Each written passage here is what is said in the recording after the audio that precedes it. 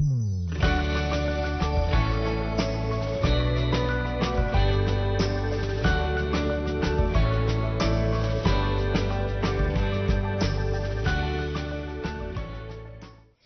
आप लोगों को एक क्वेश्चन आपके सामने दिया है, पूछा गया है कि कौन से एनसर्कल्ड ग्रुप्स पार्टिसिपेट करेंगे रेजोनेंस में। रेजोनेंस की कंडीशन क्या होती है कि एक तो प्लेनर होना चाहिए, एक कॉन्जुगेशन होना चाहिए। अगर ये दोनों कंडीशंस फुलफिल हो रही है तो मतलब रेजोनेंस शो करेगा, वरना नहीं करेगा। ठीक है, चलो तो इसको करते हैं। अच्छा, वैसे कॉन्जुगेशन का मतलब क्या होता है? ऑल्टरनेट, जैसे कि सिंगल बॉन्ड, फिर डबल बॉन्ड, सिंगल बॉन्ड। तो सिंगल बॉन्ड यहां पे कॉन्जुगेशन में है। हमको पाई बॉन्ड्स का कॉन्जुगेशन देखना होता है, तो pi bond, single bond, pi bond, ये कॉन्जुगेशन होता है। ऑल्टरनेट चीजों, ऑल्टरनेट जगह पे अगर चीज रिपीट हो रही है तो वो कॉन्जुगेशन का मतलब होता है। ठीक है, ये हमको ऑलरेडी पता है। अब देखो NH2 जो है, यहां पे एक पाई बॉन्ड है, पाई बॉन्ड के इलेक्ट्रॉन्स है, डबल बॉन्ड, फिर सिंगल बॉन्ड, ये रहा।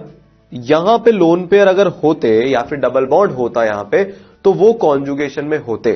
पर जो NH2 का लोन पेयर है, NH2 का अगर अपन लोन पेयर मार्क करें तो ये NH2 का लोन पेयर हुआ। ठीक है, लोन पेयर के बाद क्या है, ये मान लो NH2, इसको 1 बोलूं मैं, इसको 2 बोलूं, इसको 3 बोलूं, तो देखो 1 से 2 सिंगल बॉन्ड, 2 से 3 सिंगल बॉन्ड, 3 के बाद जाके डबल बॉन्ड आया है, तो यहां पे कॉन्जुगेशन नहीं है। लोन पेयर के बाद मतलब अगर 2 पे डबल बॉन्ड अटैच्ड होता, 2 और 3 के बीच में डबल बॉन्ड अगर होता तो कॉन्जुगेशन होता, इसलिए यहां पे रेजोनेंस नहीं होगा। तो ये मोर देन 1 करेक्ट है, ग्रुप /S लिखा है तो इसका मतलब मोर देन 1 करेक्ट हो गया। ठीक है, तो ए हमारा आंसर है। बी CH2 CH3 कोई लोन पेयर नहीं है। जो हमने 5 तरह के कॉन्जुगेशन पढ़े थे उसमें से यहां पे कुछ भी नहीं हो रहा है। ठीक है, तो ये भी लोन पेयर शो मतलब रेजोनेंस शो नहीं करेगा। सी में देखो, अब Cl का जो लोन पेयर है, Cl1, 2 और 3, इस बार 2 और 3 के बीच में डबल बॉन्ड है। 2 और 3 के बीच में अगर डबल बॉन्ड है तो यहां पे कॉन्जुगेशन हो रहा है, और अगर कॉन्जुगेशन हो रहा है, प्लेनैरिटी तो है ही सही, बेंजीन रिंग प्लेनर होती है, तो ये रेजोनेंस शो करेगा। इसका मतलब ये अपना आंसर नहीं है। डी वाले में तो O का जो माइनस चार्ज है, तो अगर मैं बोलूं ये 1, ये 2, ये 3, वापस से 2 और 3 के बीच में डबल बॉन्ड होना चाहिए था, पर डबल बॉन्ड 3 और 4 के बीच में, तो कोई कॉन्जुगेशन नहीं है। Alternate single bond double bond या फिर लोन पेयर के पास में एक डबल बॉन्ड कॉन्जुगेशन में, ये सब नहीं हो रहा डी वाले ऑप्शन में, तो ये भी रेजोनेंस शो नहीं करेगा। तो हमारा आंसर क्या हो गया? A, B, D। ठीक है, आगे बढ़ते हैं।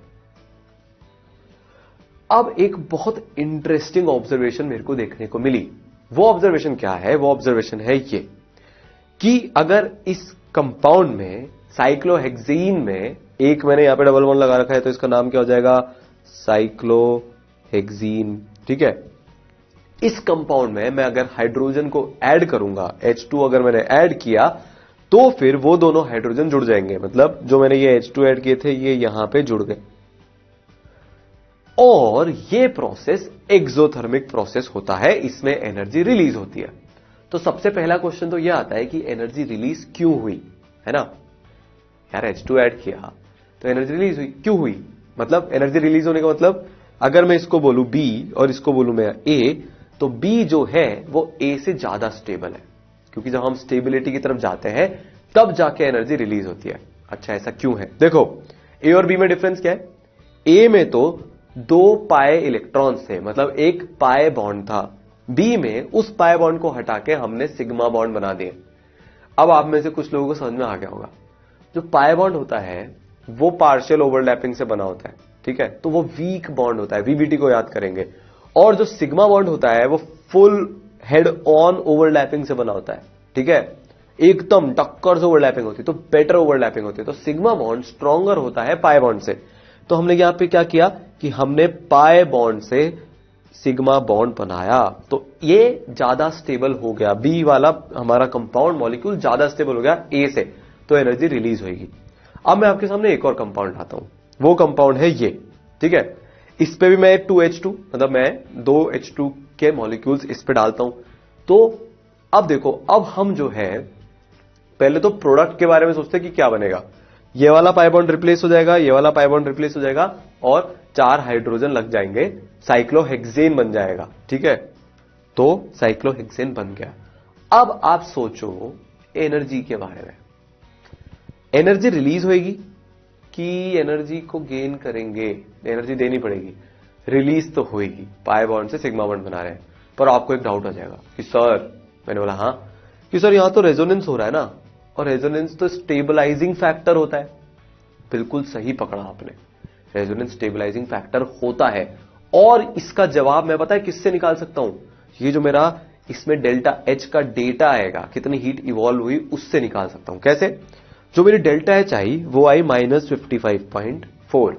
एक पाई बॉन्ड को रिप्लेस किया था -28.6, 2 पाई बॉन्ड को रिप्लेस करूंगा तो कितना हो जाएगा? -28.6। थियोरेटिकली कितना होना चाहिए? इंटू 2, मतलब -57.2 के जितनी आनी चाहिए थी किलोजूल पर मोल। पर रेजोनेंस हो रहा था तो थोड़ी सी, क्योंकि स्टेबिलिटी आ गई है, इसलिए कम हीट रिलीज हुई। देख रहे हो आप, हीट थोड़ी सी कम रिलीज हुई, जितनी हमने एक्सपेक्ट की थी उससे कम। तो रेजोनेंस स्टेबलाइजिंग फैक्टर है, पर वो इतना भी नहीं है कि यार हीट ऑफ हाइड्रोजनेशन में ही जो है, इसको हीट ऑफ हाइड्रोजनेशन बोलते हैं, डेल्टा एच। बहुत सारी डेल्टा एच हमने देखी थी थर्मोकेमिस्ट्री में, एक और ऐड कर लो, ठीक है। तो इसमें ऐसा क्या हो गया? कुछ नहीं हुआ भाई, 2 पाई बॉन्ड थे, दोनों को हमने सिग्मा बॉन्ड से रिलीज किया, एनर्जी रिलीज होनी चाहिए थी। अब मैं आपके सामने बेंजीन को लेके आता हूं। अब मैं आपसे पूछूं कि प्रोडक्ट क्या बनेगा, तो भाई 3H2 चाहिए हमको, तीनों पाई बॉन्ड को रिप्लेस करने के लिए। उससे साइक्लोहेक्सेन ही बनने वाला है। अब ये जो साइक्लोहेक्सेन बनेगा, अब अगर मैं आपसे पूछूं कि एनर्जी कितनी रिलीज होगी, तो आप मेरे को क्या बोलोगे? सर देखो, -28.6 इंटू 3 अपन कर लेते हैं, ठीक है, तो वो कितना आ जाएगा? -85.8 आ जाएगा वो। अब ये देखो सर, -85.8 है, यहां पे -57.2 की जगह फिर -55.4 आना चाहिए था, तो यहां पे -85.8 की जगह -80 आ जाएगा। उससे ज्यादा तो क्या होगा? रेजोनेंस ही तो चल रहा है। अब मेरे को ये आपको सूचित करते हुए बड़े मजे आने वाले हैं कि इसकी जो हीट है, इसका जो डेल्टा एच है, वो -49.6 किलो जूल पर मोल होता है। ये तो इस वाले कंपाउंड से भी, बहुत ध्यान से समझना, जहां पे 2 पाई बॉन्ड थे कॉन्जुगेशन में, उसमें जितनी हीट रिलीज हुई थी उससे भी कम हीट रिलीज हुई है। मतलब ये बहुत सुपर स्टेबल है, एक्स्ट्रा स्टेबिलिटी। और ये जो एक्स्ट्रा स्टेबिलिटी होती है, इसके बारे में हमको एक साइंटिस्ट जिनका नाम एरिक हकल है, उन्होंने बताया था। और इस फिनोमेना पे उन्होंने बहुत एक्सपेरिमेंट किए, एक्सपेरिमेंटली रिजल्ट डिटरमाइन किया, और इस फिनोमेना का पता है क्या नाम दिया? जिसके कारण बेंजीन इतनी अल्ट्रा स्टेबल है। ये बेंजीन इतनी स्टेबल, इतनी ज्यादा स्टेबिलिटी जो इसमें आई है, इसका उन्होंने नाम दिया एरोमेटिसिटी। क्या नाम दिया इसको? इसको उन्होंने नाम दिया कि एरोमेटिसिटी। बेंजीन और बेंजीन जैसे दूसरे उसके भाई बहन जैसे कंपाउंड्स, उनमें एरोमेटिसिटी आ जाती है, एरोमेटिक कैरेक्टर आ जाता है, इसलिए वो बहुत एक्स्ट्रा स्टेबल हो जाते हैं। ठीक है, तो एरिक हकल, बहुत प्यारा काम किया इन्होंने, बहुत महान साइंटिस्ट है, ठीक है। और इन्होंने एक्चुअली में बहुत सारी फाइंडिंग्स दी थी एरोमेटिसिटी को लेके। इन्होंने हमको 3 बातें बताई, तो हम इनकी बात सुन लेते हैं, हमारा फायदा ही होने वाला है। उन्होंने क्या बोला कि अगर आपको एरोमेटिक, एंटी एरोमेटिक और नॉन एरोमेटिक को पहचानना है तो ये करना, aromatic, anti aromatic, non aromatic. सबसे पहले अपन एरोमेटिक का देखते हैं। उन्होंने बोला कि पहला क्राइटेरिया तो है कि प्लेनर होनी चाहिए रिंग। ये तो हमको ऑलरेडी पता है, रेजोनेंस तभी होगा जब रिंग प्लेनर होगी, तो प्लेनैरिटी होनी चाहिए एरोमेटिक के केस में। एंटी एरोमेटिक के केस में भी प्लेनैरिटी होनी चाहिए। नॉन एरोमेटिक बनाने के लिए आप उसको नॉन प्लेनर कर दो। जैसे कि अगर मैं साइक्लोपेंटाडाइन की बात करूं, तो ये वाला जो कार्बन है, ये वाला जो कार्बन है, ये sp3 कार्बन है। sp3 कार्बन है तो इसके जो 2 हाइड्रोजन है वो आउट ऑफ द प्लेन होगा एक, और एक अंदर जा रहा होगा, मतलब क्योंकि sp3 है तो 3D स्ट्रक्चर है, 109.5 डिग्री, याद करो, टेट्राहेड्रल, तो एक प्लेन में तो रहेंगे नहीं। तो नॉन एरोमेटिक बनाने के लिए प्लेनैरिटी का लॉस होना चाहिए। ठीक है, चलो भाई, बहुत बढ़िया। दूसरा रूल क्या है कि कंप्लीट साइक्लिक रेजोनेंस या कॉन्जुगेशन होना चाहिए। तो 6 मेंबर्ड रिंग को याद करेंगे, बेंजीन को, कंप्लीट साइक्लिक रेजोनेंस। रेजोनेंस इसका मैं अगर हाइब्रिड बनाऊं तो एक बीच में ये ऐसे सर्कल बन जाएगा, तो कंप्लीट साइक्लिक रेजोनेंस। इसमें भी कंप्लीट साइक्लिक रेजोनेंस या कॉन्जुगेशन होता है। तो साइक्लोब्यूटाडाइन की अगर मैं बात करूं तो आपको दिख रहा है कि alternate single bond double bond, मतलब alternate single bond double bond चल रहे हैं, तो यहां पे भी पूरा साइकिल में कॉन्जुगेशन हो रहा है, रेजोनेंस हो रहा होगा। धन है। नॉन एरोमेटिक में ये जो कंप्लीट साइक्लिक कॉन्जुगेशन है ये टूट जाता है। जैसे कि साइक्लोपेंटाडाइन में अगर मैं देखूंगा तो 2 सिंगल बॉन्ड आजू बाजू है, अगर 2 सिंगल बॉन्ड आजू बाजू है तो पूरा साइकिल में रेजोनेंस नहीं हो सकता, क्योंकि पूरा कंप्लीट कॉन्जुगेशन नहीं है। तो ये दूसरा रूल हो गया कि कंप्लीट रेजोनेंस नहीं होना चाहिए साइक्लिक रिंग में नॉन एरोमेटिक के लिए। अब सबसे जबरदस्त रूल आ रहा है। देखो अभी तक एरोमेटिक और एंटी एरोमेटिक में हम डिफरेंस नहीं बता पाए, इनमें डिफरेंस कहां से आता है? एक एक्स्ट्रा स्टेबल, एक कम स्टेबल, इनमें डिफरेंस कहां से आता है? ये पूरा एक्सपेरिमेंट बेस्ड है। इसमें डिफरेंस आता है नंबर ऑफ पाई इलेक्ट्रॉन से। अगर हकल्स रूल फॉलो कर रहा है कंपाउंड, मतलब अगर उसमें 4n+2 पाई डी लोकलाइज इलेक्ट्रॉन है जहां पे n 0 से इंफिनिटी हो सकता है, तो वो कंपाउंड एरोमेटिक हो जाएगा। बेंजीन में अगर मैं बात करूं, वापस से बेंजीन को बनाते हैं, इसमें 3 पाई बॉन्ड, 3 पाई बॉन्ड मतलब कितने इलेक्ट्रॉन? 6 इलेक्ट्रॉन। अच्छा, अब मैं 4n+2 से 6 इलेक्ट्रॉन बना सकता हूं जहां पे n होल नंबर है, 0 1 2 3 4 5 6 से लेकर इंफिनिटी तक बना सकता हूं क्या? n को मैं 0 रखूंगा तो मेरे पास 4n+2 का जो रूल है, n 0 हो गया तो 2 इलेक्ट्रॉन आएंगे, अगर n = 1 हो गया तो 6 इलेक्ट्रॉन आएंगे। इसका मतलब बेंजीन जो है हकल रूल फॉलो कर रही है, इसमें 4n+2 पाई इलेक्ट्रॉन है, तो ये एरोमेटिक का क्राइटेरिया हो गया। प्लेनर होना चाहिए, कॉन्जुगेटेड होना चाहिए और 4n+2 इलेक्ट्रॉन होने चाहिए, और ये तीनों क्राइटेरिया साथ में फॉलो होने चाहिए। एक भी क्राइटेरिया गया मतलब एरोमेटिसिटी गई, तीनों साथ में फॉलो होने चाहिए है। ठीक है। एंटी एरोमेटिक में क्या होता है? इसमें 4n पाई इलेक्ट्रॉन्स होने चाहिए। कितने होने चाहिए? हकल्स रूल ये फॉलो नहीं करता। 4n पाई डी लोकलाइज इलेक्ट्रॉन इसमें होने चाहिए और n 0 के बराबर नहीं हो सकता। तो साइक्लोब्यूटाडाइन पे फिर से अपन जो है ध्यान रखेंगे, कितने इलेक्ट्रॉन है यहां पे? पाई इलेक्ट्रॉन्स कितने हैं? 4 है ना, 2 पाई बॉन्ड है तो 4 इलेक्ट्रॉन हो गए। n की वैल्यू कितनी हो जाएगी? 1। अगर 8 इलेक्ट्रॉन होंगे तो एंटी एरोमेटिक, 12 होंगे तो anti aromatic, provided complete cyclic resonance हो और प्लेनेरिटी भी हो। और नॉन एरोमेटिक में ऐसा कोई रूल नहीं चलता, उसमें पहले 2 रूल में हमको पता लग जाता है कि यार ये एंटी एरोमेटिक और एरोमेटिक नहीं हो सकता, क्योंकि या तो वो प्लेनर नहीं होगा, और अगर वो प्लेनर हुआ तो उसमें हो सकता है कि साइक्लिक कॉन्जुगेशन ना हो, कंप्लीट साइक्लिक कॉन्जुगेशन ना हो। तो अपन क्या है, फटाफट से एग्जांपल देख लेते हैं और पहचान कर लेते हैं एरोमेटिक, नॉन एरोमेटिक या एंटी एरोमेटिक की। एग्जांपल करेंगे तो रूल्स अपने आप याद हो जाएंगे। ठीक है, चलो। उससे पहले ये इंपॉर्टेंट है कि जो स्टेबिलिटी का ऑर्डर होता है, इसको हम वापस से एक बार एम्फेसाइज कर लेते हैं।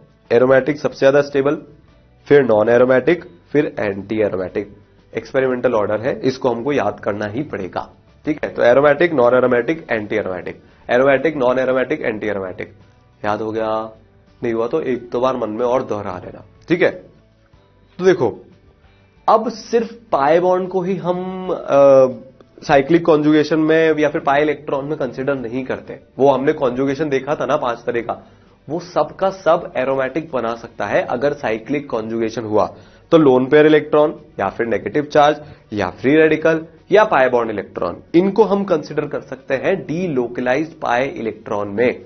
ठीक है, क्या 3 कंडीशन थी कि delocalised complete cyclic conjugated electrons होने चाहिए पाए, तो उसमें लोन पेयर भी हो सकता है, नेगेटिव चार्ज भी हो सकता है, फ्री रेडिकल भी हो सकता है, या पाई बॉन्ड के इलेक्ट्रॉन तो हो ही सकते हैं, और ये रेजोनेंस में पार्टिसिपेट करने चाहिए है।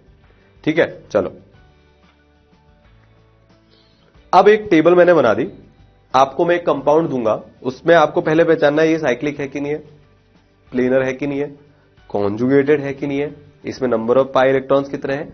फिर डिसीजन में हमको ये डिसाइड करना है कि एरोमेटिक है, नॉन एरोमेटिक है कि एंटी एरोमेटिक है। स्टेबिलिटी ऑर्डर बताना एक बार, aromatic, non aromatic, anti aromatic.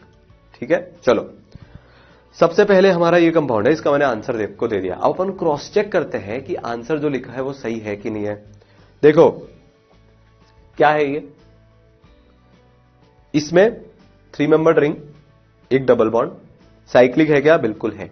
Planar है क्या? प्लेनर नहीं है।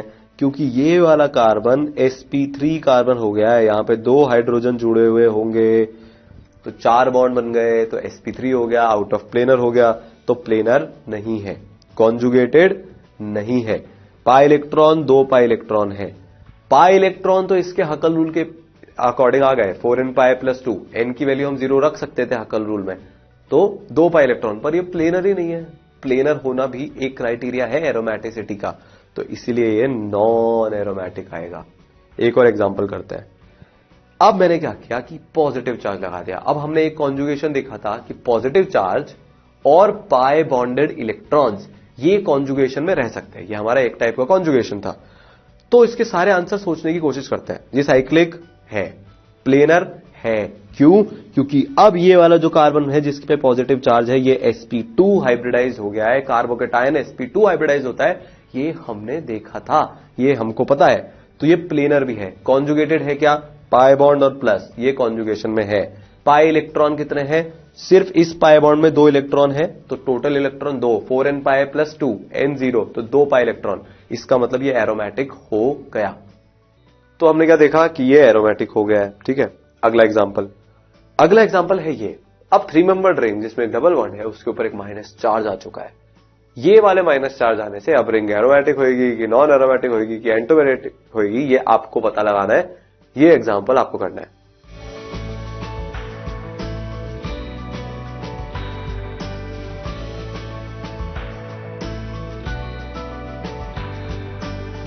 हाँ तो भाई देखो, माइनस चार्ज है तो 2 इलेक्ट्रॉन ये हो गए, ठीक है, और हमको अब क्या कैलकुलेट करना है, कितने इलेक्ट्रॉन है इस पूरे रिंग की सिस्टम में, तो 2 इलेक्ट्रॉन यहां पे और है, तो टोटल मिला के कितने इलेक्ट्रॉन हो गए? 4। अच्छा, ये प्लेनर है क्या? माइनस चार्ज है, रेजोनेंस में जा रहा है, तो ये प्लेनर हो गया क्योंकि ये वाला कार्बन sp2 हाइब्रिडाइज्ड है। साइक्लिक, ये तो दिख ही रहा है, प्लेनर है, कॉन्जुगेटेड भी है। ठीक है, पाई इलेक्ट्रॉन्स कितने हैं? टोटल मिला के 4 पाई इलेक्ट्रॉन है। अब 4 पाई इलेक्ट्रॉन मतलब 4n पाई इलेक्ट्रॉन है, तो ये एंटी एरोमेटिक का क्राइटेरिया फुलफिल कर रहा है। तो अगर अपन देखें तो साइक्लिक है, प्लेनर, 3 क्राइटेरिया होता है, प्लेनर बिल्कुल है, कॉन्जुगेटेड, तो ये प्लेनर कॉन्जुगेटेड भी है, और 4 पाई इलेक्ट्रॉन, इसीलिए क्या हो गया? एंटी एरोमेटिक हो गया। अपन बहुत सारे एग्जाम्पल करने वाले हैं, कभी ना कभी तो हमको समझ में आ ही जाएगा, एकदम पक्के से मन में उतर जाएगा। ठीक है, चलो नेक्स्ट। ये एंटी एरोमेटिक है, ये हम ऑलरेडी देख चुके हैं। 2 इलेक्ट्रॉन यहां, 2 इलेक्ट्रॉन यहां, 4 पाई इलेक्ट्रॉन, सिर्फ पाई इलेक्ट्रॉन्स में गिन रहा हूं, ठीक है, टोटल इलेक्ट्रॉन नहीं गिन रहा सिस्टम के, तो 4 पाई इलेक्ट्रॉन। साइक्लिक बिल्कुल है, यहां पे ये क्या है? ये साइक्लिक का है, ये प्लेनर है, ये कॉन्जुगेटेड, ठीक है, ये नंबर ऑफ इलेक्ट्रॉन्स, और ये एरोमेटिक है, नॉन एरोमेटिक है, एंटी एरोमेटिक है ना? तो ये एंटी एरोमेटिक हो गया क्योंकि 4 पाई इलेक्ट्रॉन्स है, 4n पाई इलेक्ट्रॉन्स है, जहां पे कि n = 1 है। अगला है ये वाला, ये भी हम ऑलरेडी देख चुके हैं, यहां पे ये वाला सेंटर sp3 है, तो ये नॉन प्लेनर हो गया, नॉन कॉन्जुगेटेड हो गया, तो ये क्या हो जाएगा? नॉन एरोमेटिक हो जाएगा। ठीक है, तो कंडीशन कौन कौन सी फुलफिल नहीं हो रही? एक तो ये कॉन्जुगेटेड नहीं है, और एक तो ये प्लेनर नहीं है। सिर्फ 3 कंडीशन में से एक कंडीशन फुलफिल हुई है, तो तीनों साइमल्टेनियसली फुलफिल होनी चाहिए हकल रूल फॉलो करने के लिए, इसलिए ये हो जाएगा नॉन एरोमेटिक। एक और एग्जांपल, अब यहां पे माइनस चार्ज है, ठीक है, तो ये वाला सेंटर sp2, तो ये प्लेनर हो गया है, साइक्लिक तो है ही सही। टोटल इलेक्ट्रॉन गिन लेते हैं, 2 इलेक्ट्रॉन यहां पे, 2 पाई इलेक्ट्रॉन यहां, 2 पाई इलेक्ट्रॉन यहां, टोटल मिला के 6 pi electron, 4n pi plus 2, n की वैल्यू 1 डालूंगा, तो 4 + 2, तो 6 पाई इलेक्ट्रॉन, मतलब हकल्स रूल फॉलो हो रहा है, तीनों कंडीशन सेटिस्फाई। प्लेनर है, कॉन्जुगेटेड है, कंप्लीट साइक्लिक कॉन्जुगेशन की यहां पे बात हो रही है। जब मैं कॉन्जुगेटेड बोल रहा हूं उससे मेरा मतलब कंप्लीट साइक्लिक कॉन्जुगेशन है, इसको याद रखेंगे। तो ये क्या हो जाएगा? ये हो जाएगा एरोमेटिक। बस सही है, एरोमेटिक हो गया। और एग्जांपल करते हैं, ये एग्जांपल आपको करना है, करो।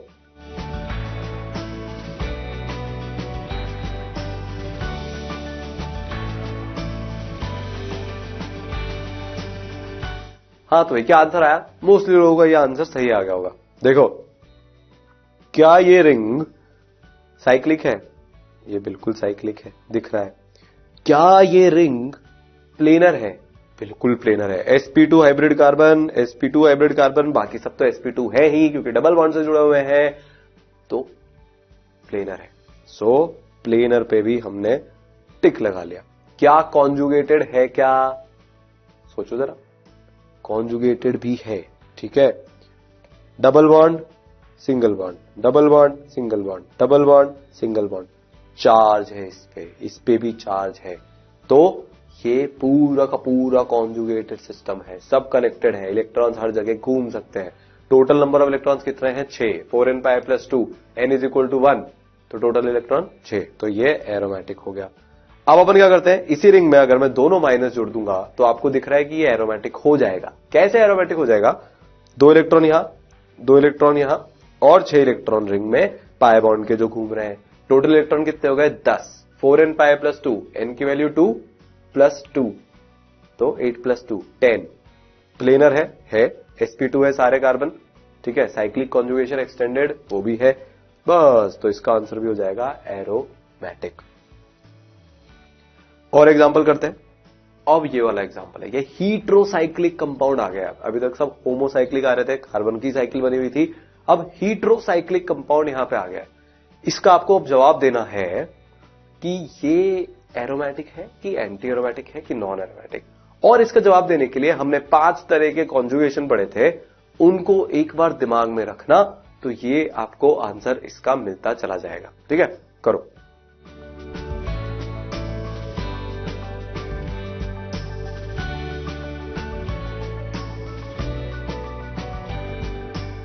हाँ भाई देखो, नाइट्रोजन का हाइब्रिडाइजेशन क्या है यहां पे?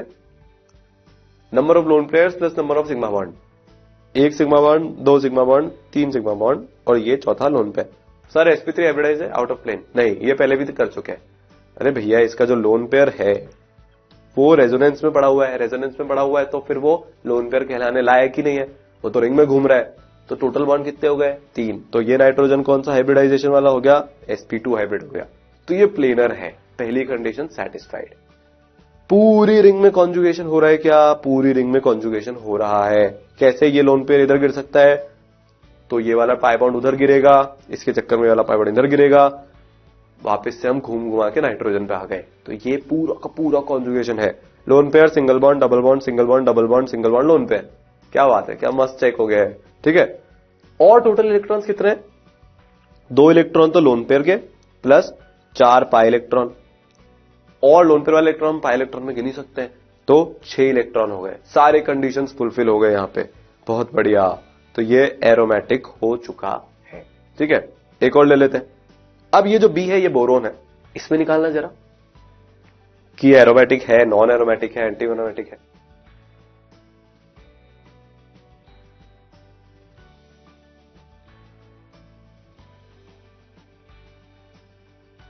सबसे पहले प्लेनरिटी चेक करेंगे, साइक्लिक तो दिख ही रहा है।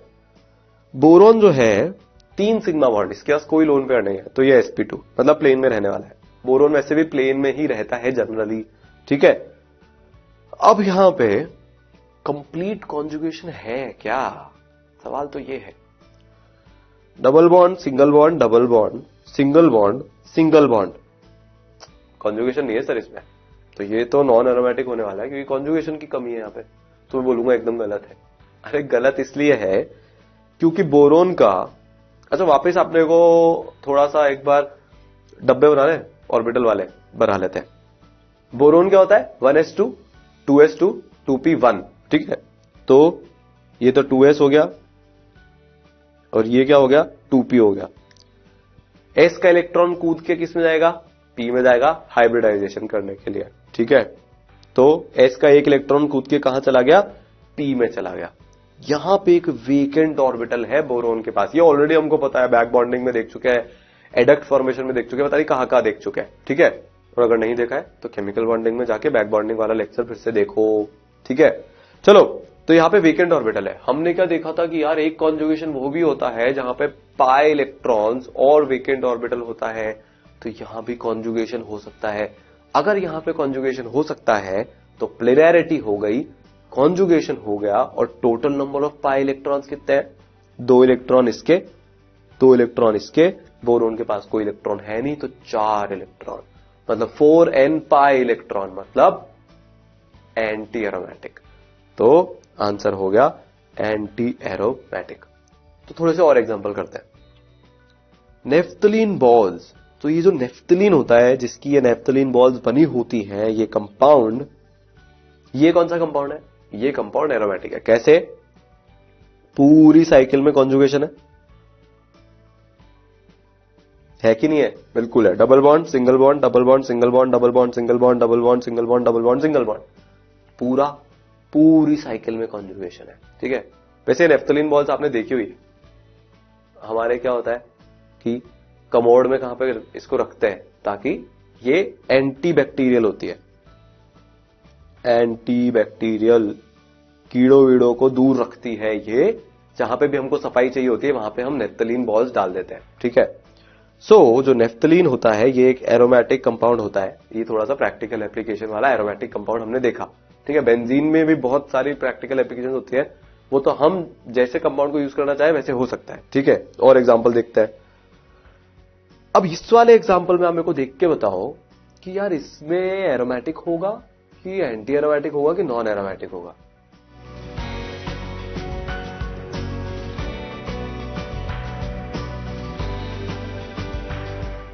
तो चलो इस एग्जांपल को देखते हैं अब। ठीक है। 6 मेंबर्ड रिंग है, हीटेरोसाइक्लिक कंपाउंड है, ऑक्सीजन जुड़ा हुआ है। ऑक्सीजन का लोन पेयर, ठीक है, फिर सिंगल बॉन्ड, डबल बॉन्ड, फिर charge, single bond, double bond, फिर लोन पेयर। मतलब सिस्टम कॉन्जुगेशन में तो लग रहा है। ठीक है। अब मैं इसकी वो वाली पिक्चर बनाता हूं जिसको देख के आपको लगेगा कि हाँ ये तो भैया एरोमेटिक ही है। ये वैसे एरोमेटिक है। कैसे? 2 इलेक्ट्रॉन यहां, 2 ये, 2 ये, टोटल इलेक्ट्रॉन 6। प्लेनर है क्या? है। कॉन्जुगेटेड है क्या? है। अब इसका अपन रेजोनेटिंग स्ट्रक्चर बनाते हैं। देखो,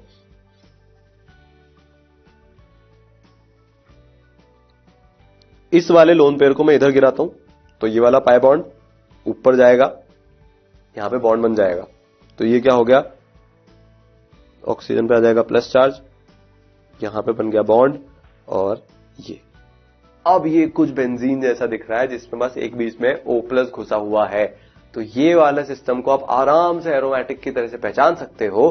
तो अगर कभी भी कंफ्यूजन हो तो इस तरह से करके देख लेना कि यार उसका रेजोनेटिंग स्ट्रक्चर कैसा है। ठीक है। तो ये क्या हो जाएगा? एरोमेटिक। बड़ा ही प्यारा एग्जांपल है। ठीक है। आगे चलते हैं। अब ये है, ये कौन है? ये फिनैंथ्रीन है और ये एरोमेटिक है। कैसे? यहां से मैं चालू करूं, double bond single bond, double bond single bond, double bond single bond, double bond, इस तरह से आप पूरा घूम लोगे तो हर जगह आपको alternate double bond single bond मिलेंगे। मतलब थ्रू आउट कॉन्जुगेशन है। तो फिनैंथ्रीन जो है ये भी एरोमेटिक कंपाउंड होता है। अच्छा, एक खास बात और, यहां पे थोड़ी सी इंफॉर्मेशन और देनी है आपको। ये जो कंपाउंड है ना जिसमें बहुत सारी बेंजीन रिंग्स मिलकर बनी हुई है, तो अगर मैं यूनिवर्स में पूरे यूनिवर्स में टोटल कार्बन कंटेंट की बात करूं, जितना भी यूनिवर्स में टोटल कार्बन कंटेंट है, ये एरोमेटिक कंपाउंड जिसमें कि एक से ज्यादा बेंजीन रिंग है, फिनैंथ्रीन की तरह से जुड़ी हुई है या नेफ्थलीन की तरह से जुड़ी हुई है, ये 20% कार्बन कंटेंट इस फॉर्म में रहता है। एरोमेटिक हाइड्रोकार्बन जो कि मोर देन 1 बेंजीन रिंग वाले हैं उनके फॉर्म में रहता है। तो ये बहुत प्यारी इंफॉर्मेशन। देखो, इनकी स्टेबिलिटी इतनी है कि पूरे यूनिवर्स में जहां पे आपको कार्बन मिलेगा तो आपको ज्यादातर, मतलब 20% बहुत बड़ा नंबर होता है, इस फॉर्म में मिलेगा, इन फॉर्म्स में मिलेगा। ठीक है। चलो, अब यहां पे आप मेरे को देख के बताओ, मतलब मैं इसको सॉल्व करता हूं। यहां पे आपको क्या लग रहा है कि ये नॉन एरोमेटिक है कि क्या है? इस फॉर्म से आपको समझ में नहीं आने वाला। इसका रेजोनेटिंग स्ट्रक्चर बना के देखो। ये जो कार्बन है, यहां पे ये जो कार्बन है, इसके साथ ऊपर ऑक्सीजन जुड़ा है, तो इसके इलेक्ट्रॉन ऊपर की तरफ जा रहे होंगे, इसके इलेक्ट्रॉन इस तरफ से जा रहे होंगे, इंडक्टिव इफेक्ट लग रहा होगा ऊपर की तरफ। बेसिकली ये जो कंपाउंड है इसका एक रेजोनेटिंग स्ट्रक्चर कैसा बन सकता है? ऐसा। अब जैसे ये वाला रेजोनेटिंग स्ट्रक्चर बना, sp2 कार्बन, 2 पाई इलेक्ट्रॉन यहां पे, तो total pi electron 2 pi electron, 4n pi plus 2, हाँ n0। तो ये क्या हो गया? ये एरोमेटिक हो गया।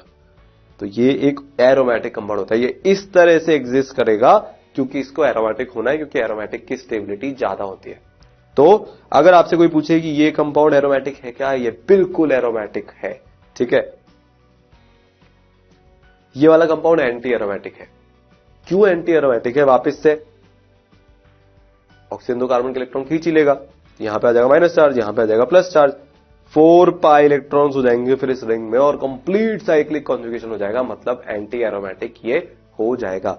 तो ये वाला कंपाउंड क्या होता है? एंटी एरोमेटिक कंपाउंड होता है। ठीक है, ये सॉरी तो एंटी एरोमेटिक ही है।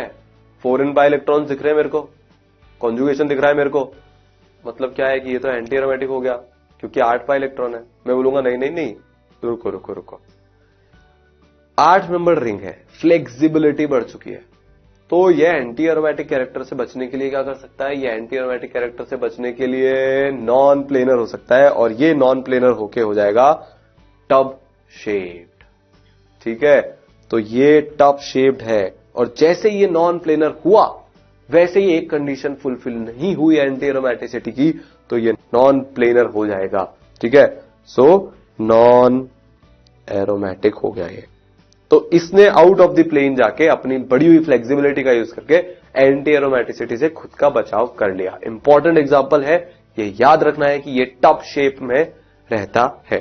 ठीक है, अब एक छोटी सी चीज और है जो हमको इन्फॉर्मेशन हमको जाननी है, और वो है एन्युलिन। कि एन्युलिन क्या होता है? आपको कई जगह लिख के क्वेश्चन में लिखा मिल सकता है 10 एन्युलिन, 14 एन्युलिन, तो पहले आपने को पता होना चाहिए कि एन्युलिन क्या है। ठीक है, सो एन्युलिन क्या होता है? वो मोनोसाइक्लिक हाइड्रोकार्बन होते हैं जिनमें की alternate double bond single bond होते हैं, इनको हम एन्युलिन बोलते हैं। और इनको हम लिखते कैसे हैं, इनका नॉमेनक्लेचर कैसे करते हैं?